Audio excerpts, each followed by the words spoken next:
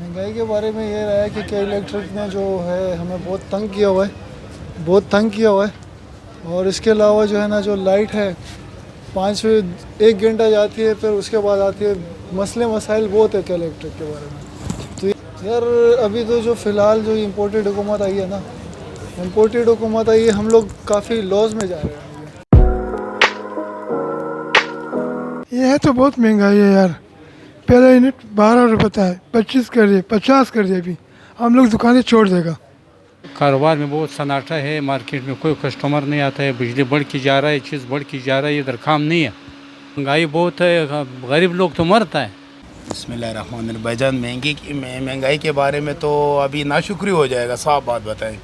यकीन करें या ना करें, पहले जो हमारे होते थे, क्या नाम है कि चाय जो पराठे जो होते थे 1 रुपये का होता था। अब 1 रुपये का वो चाय पराठा होता था। आप भी यकीन करो 1 रुपये नहीं होते थे हमारे पास। 1 रुपये पराठा और 1 रुपये का चाय वो हमारे पास नहीं होते थे। अभी यकीन करें 40 को होगी हमारे पास होते हैं, 200-500 होता मतलब जेब में होते हैं। ऐसा नहीं है कि नाशुक्री ना करे भाई, नाशुक्री की वजह से तो ये हालात ख़राब हो नहीं होना भाई। आप लोग सब नाराज़ नहीं होना इस बात पे।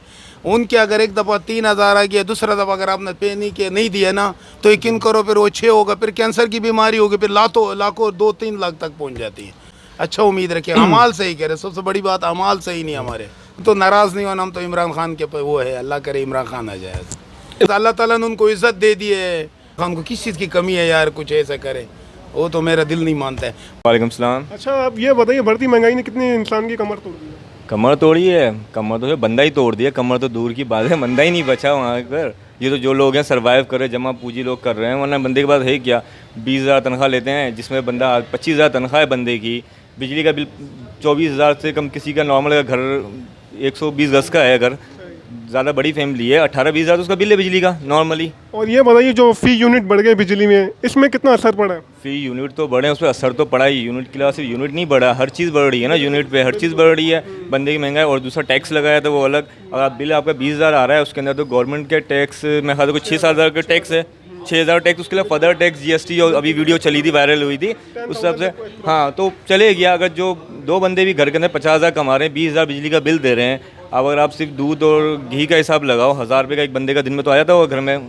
अच्छा अब ये बताइए, इतनी लोड शेडिंग के बावजूद भी यूनिट इतने महंगे हुए हैं, तो आप गवर्नमेंट से क्या इल्तमास करते हैं? यार गवर्नमेंट से क्या, देखो महंगाई एक हुई है, बिजली महंगी हुई है, चलो ठीक है बिजली महंगी कर ली, हम मानते महंगी हो गई, तो बिजली तो दो कम से कम। 24 घंटे में 10 घंटे 12 घंटे बिजली आती है, और बिल जो होता है पिछले टाइम के हिसाब से 4 गुना ज़्यादा आता है। हम बोलते हैं चलो 20,000 बिल ले रहे हो आप, लो, लेकिन 24 आवर लाइट भी तो दो, वोल्टेज भी पूरा दो।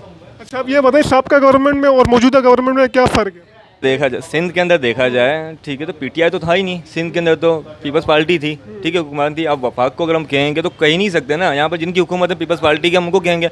वफाक जिस लेवल पे कर रही है, अगर वफाक बोलती है हमने बजट दिया 300 करोड़ का सिंध को दिया है, तो ये बोलते हैं बजट नहीं दिया, तो आप किसको चोर बोलोगे, किसको बुरा बोलोगे? ये बोलते हैं बजट नहीं दिया, वो बोलते हैं हमने दिया है। तो बात है, अब वफाक को PTI को यहाँ से कराची वाला कोई बोल नहीं सकता, क्योंकि हुकूमत ही उनकी नहीं है। जब हुकूमत उनकी हो यहाँ PTI की, तब आप बोलो कि हुकूमत PTI ने ये काम नहीं किया, वो नहीं किया।